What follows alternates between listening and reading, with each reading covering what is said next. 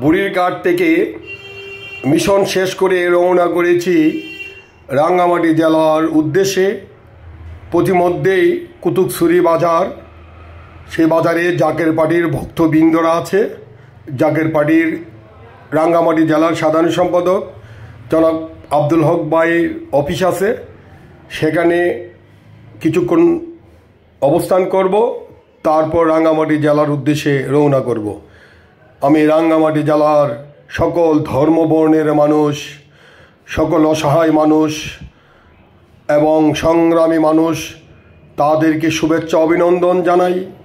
Zaker party পার্বত্য চট্টগ্রাম সাংগঠনিক বিভাগের পক্ষ থেকে অপার নিয়ামত রাঙ্গামাটিতে সেগুনের বাগান, সেগুনের বাগান, ফলের বাগান, ফলের বাগান, সবুজ মাঠ আর মাঠ।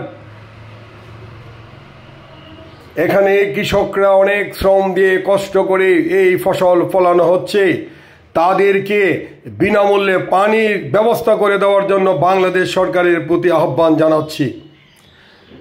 আমি এই দুর্গম পাহাড়ি জনপদের সকল সংগ্রামী, শ্রমজীবী, মেহনতি মানুষ এবং জাকের পার্টির ফয়সল সম্মিলিতভাবে এই পার্বত্য অঞ্চলকে সোনার বাংলাদেশ হিসেবে গড়ে তুলতে হবে। আসুন কাঁধে কাঁধ মিলিয়ে সকল ধর্মবর্ণের মানুষ এই 3 পার্বত্য জেলাকে বিশ্বের কাছে পরিচিত করি একটি সুন্দর পর্যটন এলাকা হিসেবে।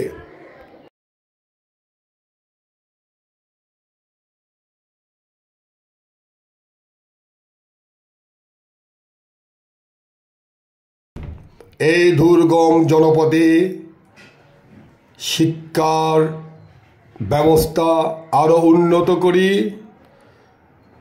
মানুষ যাতে, সকল ধর্মবর্ণের মানুষ যাতে শিক্ষায় শিক্ষিত হয়ে এই পার্বত্য জেলা এবং বাংলাদেশের মুখ উজ্জ্বল করতে পারে।